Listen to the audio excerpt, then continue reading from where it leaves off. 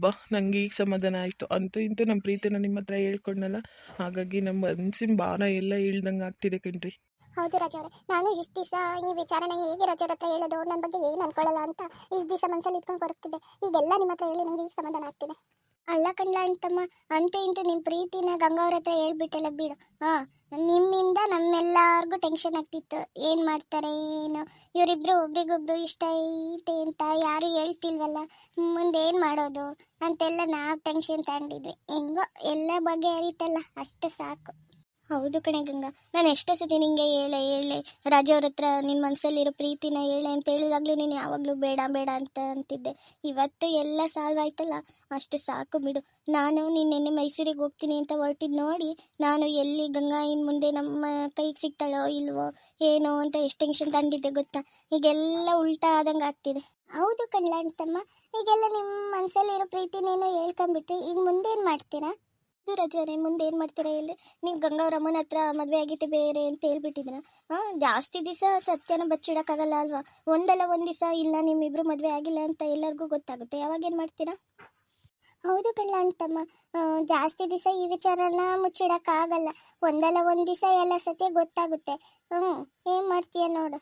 ಅದು ಬೇರೆ ಗಂಗಾ ಮದುವೆ ಆಗಿದ್ದಾಳಂತ ಇವರ ಚಿಕ್ಕಮ್ಮಂಗೆ ಬೇರೆ ತುಂಬ ಕೋಪ ಇದೆ. ಅಂಥದ್ರಲ್ಲಿ ಮತ್ತೆ ಇಲ್ಲ ನಿಮ್ಮಿಬ್ರು ಮದುವೆ ಆಗಿಲ್ಲ ಅನ್ನೋದು ಗೊತ್ತಾದರೆ ಅಷ್ಟೇ. ಆಮೇಲೆ ಗಂಗಂಗೆ ಅವರ ಚಿಕ್ಕಮ್ಮ ಮತ್ತೆ ಏನಾದರೂ ಇಲ್ಲ ನಾನು ಅದೇ ಹುಡುಗನ ಕೊಟ್ಟು ಮದುವೆ ಮಾಡ್ತೀನಿ ಹೆಂಗೆ ಹಿಂಗೆ ಅಂದರೆ ಅವಾಗ ಏನು ಮಾಡ್ತೀರಾ ಹೇಳಿ? ಇಲ್ಲ ಕಣ್ರಿ, ಆ ಥರ ಏನೂ ಆಗಲ್ಲ ಬಿಡ್ರಿ. ಯಾಕಂದರೆ ನಾನೊಂದು ನಿರ್ಧಾರಕ್ಕೆ ಬಂದಿದ್ದೀನಿ. ಈ ವಿಚಾರನ ನಾವು ಜಾಸ್ತಿ ದಿವಸ ಬಚ್ಚಿಡೋಕ್ಕೂ ಆಗಲ್ಲ. ಅಲ್ಲಿ ಮಾರ್ಕೆಟಲ್ಲಿ ಎಷ್ಟು ಜನ ನಮ್ಮನ್ನು ನೋಡ್ತಿದ್ರಲ್ವ, ನಾನು ಗಂಗಂದು ನಂದು ಮದುವೆ ಆಗಿದೆ ಅಂದಾಗ ಎಲ್ಲರೂ ನಮ್ಮನ್ನೇ ನೋಡ್ತಿದ್ರು. ಹಾಗಾಗಿ ಈ ವಿಚಾರನ ಜಾಸ್ತಿ ದಿವಸ ಬಚ್ಚಿಡೋಕ್ಕಾಗಲ್ಲ. ಅದಕ್ಕೊಂದು ನಿರ್ಧಾರಕ್ಕೆ ಬಂದಿದ್ದೀನಿ ಕಣ್ರಿ. ಏನದು ರಜೋರೆ, ಏನು ಅಂತ ಹೇಳಿ ನಿಮ್ಮ ಮನಸ್ಸಲ್ಲಿರೋದನ್ನ ನಮಗೂ ಹೇಳಿದ್ರೆ ಅದೇನು ಅಂತ ಗೊತ್ತಾಗುತ್ತೆ. ಅದು ಏನು ಅಂದರೆ ನೋಡ್ರಿ ಗಂಗಾವ್ರೆ, ನೀವು ಒಪ್ಪಿಗೆ ಕೊಟ್ಟರೆ ಇವತ್ತೇ ನಾವಿಬ್ಬರು ದೇವಸ್ಥಾನಕ್ಕೆ ಹೋಗಿ ಅಲ್ಲೇ ಮದುವೆ ಆಗೋಣ. ಏನು ಹೇಳಿದ್ರಿ ರಜೋರೆ, ಇವತ್ತೇ ಮದುವೆನಾ? ಇವತ್ತೇ ಮದುವೆ ಅಂದರೆ ಅದು ಹೇಗ್ರಿ ಸರಿಯಾಗುತ್ತೆ? ಇನ್ನು ನೀವು ನಿಮ್ಮ ಮನೇಲಿ ಯಾರಿಗೂ ಹೇಳಿಲ್ಲ, ನಾವು ಯಾರಿಗೂ ಹೇಳಿಲ್ಲ. ನಿಮ್ಮ ಮನೇಲಿ ಯಾರಾದರೂ ಏನಾದರೂ ಅಂದರೆ ಏನು ಮಾಡ್ತೀರಾ? ನಮ್ಮ ಮನೇಲಂತೂ ಮದುವೆ ಆಗಿದ್ದೀನಿ ಅಂತ ನೀವು ನಮ್ಮ ಅಪ್ಪ ಅಮ್ಮನ ಮುಂದೆ ಏನೋ ಸುಳ್ಳು ಹೇಳ್ಬಿಟ್ಟಿದ್ದೀರಾ.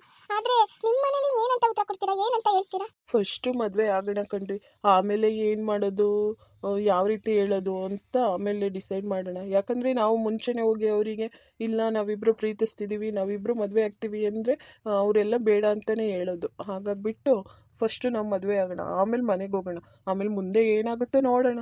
ಅಲ್ಲ ರಜೋರೆ, ಯಾರಿಗೂ ಹೇಳಿದಲೆ ನಿಮ್ಮ ಮನೆಗೂ ಯಾರಿಗೂ ಗೊತ್ತಿಲ್ಲದಲೆ ಮದುವೆ ಆಗೋದು ತಪ್ಪಲ್ವಾ? ಆಮೇಲೆ ಹೋದಾಗ ಏನಾದರೂ ಸಮಸ್ಯೆ ಆದರೆ ಆಮೇಲೆ ಏನು ಮಾಡೋದು? ರೀ, ಆ ಥರ ಏನೂ ಆಗಲ್ಲ ಕಣ್ರಿ. ನಮ್ಮ ದೊಡ್ಡಮ್ಮನ ಹತ್ರ ನಾನು ಹಿಂಗೆ ಒಬ್ಳು ಹುಡುಗಿನ ಪ್ರೀತಿಸ್ತಿದ್ದೀನಿ ಅಂತೆಲ್ಲ ಹೇಳಿದ್ದೀನಿ.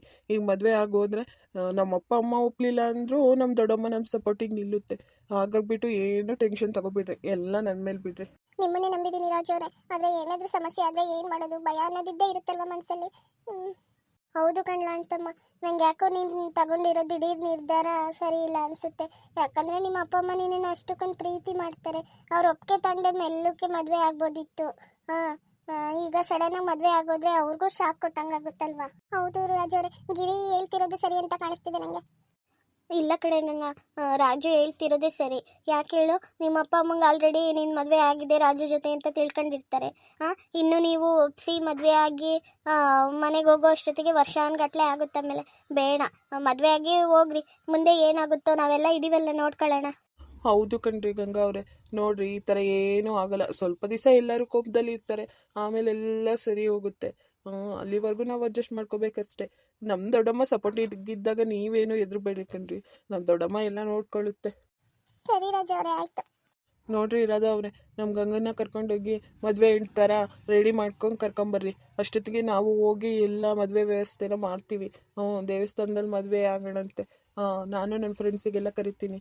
ಹಾಗೆ ನೀವು ನಿಮ್ಮ ಫ್ರೆಂಡ್ಸಿಗೂ ಎಲ್ಲರಿಗೂ ಕರ್ಕೊಂಬರ್ರಿ.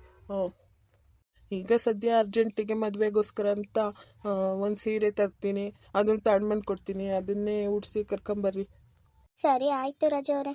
ಅಯ್ಯೋ ಬೇಡ ಕಣ್ರಿ, ನನ್ನ ಹತ್ರನೇ ಸೀರೆ ಎಲ್ಲ ಇದೆ, ಅದನ್ನೇ ಉಟ್ಕೊಂಡು ರೆಡಿಯಾಗಿ ಬರ್ತೀನಿ. ಈಗ ನೀವೇನು ಕೊಡಿಸೋದು ಎಲ್ಲ ಬೇಕಾಗಿಲ್ಲ, ನಾನೇ ತಾಣ್ತೀನಿ ಸದ್ಯಕ್ಕೆ. ನನ್ನ ಹತ್ರನೇ ಸ್ವಲ್ಪ ಒಡವೆ ಸೀರೆ ಎಲ್ಲ ಇದೆ, ಅದನ್ನೇ ಹಾಕೊಂಡು ರೆಡಿಯಾಗಿರ್ತೀನಿ. ಸರಿ ಆಯಿತು, ಬೇಗ ರೆಡಿಯಾಗಿ ಕರೆಕ್ಟ್ ಟೈಮಿಗೆ ಬಂದುಬಿಡ್ರಿ, ಆಮೇಲೆ ಲೇಟ್ ಮಾಡಬೇಡ್ರಿ. ಸರಿ ನಡೀಲ ಅಂತಮ್ಮ, ನಾವು ಅದು ಮುಂದೆ ಏನೇನು ಬೇಕು ಪುರೋಹಿತರಿಗೆಲ್ಲ ಹೇಳ್ಬಿಟ್ಟು ಎಲ್ಲ ರೆಡಿ ಮಾಡಿರೋಣ. ಅಷ್ಟೊತ್ತಿಗೆ ಗಂಗಾ ಅವರು ರೆಡಿಯಾಗಿ ಬರ್ತಾರೆ. ಕಣ್ಲ, ಒಂಚೂರು ಮುಂದೆ ನಿಂತು ಎಲ್ಲ ನೀನೇ ಮಾಡ್ಬೇಕು ನೋಡು. ನಾನು ನಿನ್ನ ಮೇಲೆ ನಂಬಿಕೆ ಇಟ್ಟು ಈ ಕೆಲಸ ಒಪ್ಪಿಸ್ತಿದ್ದೀನಿ, ಆಯಿತಾ? ಸರಿ ಆಯಿತು ರಜಾ ಅವರೇ, ನಾವಿನ್ನ ಬರ್ತೀವಿ.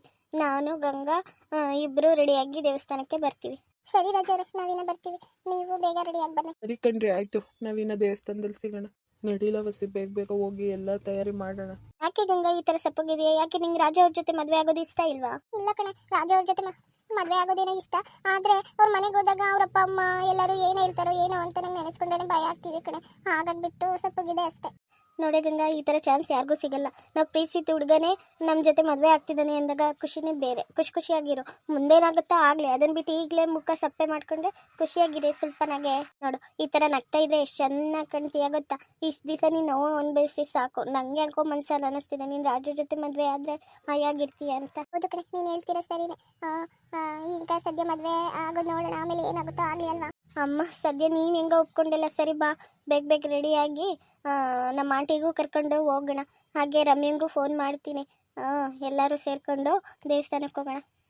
ಸರಿ ಆಯ್ತು ಕಣೆ, ನಡಿ. ನೋಡಪ್ಪ, ಮದ್ವೆಗೆ ಇಷ್ಟೇ ಜನನ, ಇನ್ನೂ ಯಾರಾದರೂ ಬರೋರು ಇದ್ದಾರಾ? ಪುರೋಹಿತರು ಇಷ್ಟೇ ಜನ. ಮಂತ್ರಗಳೆಲ್ಲ ಶುರು ಮಾಡ್ಕೊಳ್ಳಿ. ಸರ್ವಮಂಗಳ ಮಾಂಗಲ್ಯೆ ಶಿವೆ ಸರ್ವಾರ್ಥ ಸಾಧಿಕೆ ಶರಣ್ಯೇ ತ್ರ್ಯಂಬಿಕೆ ಗೌರಿ ನಾರಾಯಣಿ ನಮಸ್ತುತೆ ಮಾಂಗಲ್ಯಂ ತಂತು ನಾನೇನ ಮಮ ಜೀವನ ಹೇತುನಾ ಕಂಠೆ ಭದ್ರಾವೆ ಶುಭವೇ ಸಂಜೀವತ್ಸರ ದಕ್ಷತಂ. ತಾಳಿ ಕಟ್ಟಪ್ಪ ಬೇಗ.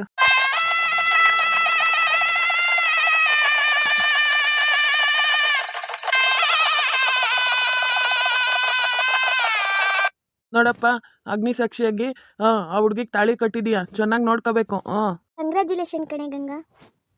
ಕಂಗ್ರ್ಯಾಚುಲೇಷನ್ ಕಣ ಅಂತಮ್ಮ. ಕಂಗ್ರ್ಯಾಚುಲೇಷನ್ ಗಂಗಾ ಅವರೇ. Thank you so much Giri ಅವರೇ. ಥ್ಯಾಂಕ್ ಯು ಕಡ್ಲ ಮಗ. ಬಾರೆ ಗಂಗಾ, ಹಾಗೆ ನಿಂತ್ಕೊಂಡು ಒಂದು ಫೋಟೋ ಶೂಟ್ ಮಾಡಿಸೋಣ. ಸರಿ ಆಯ್ತು ಕಂಡೆ.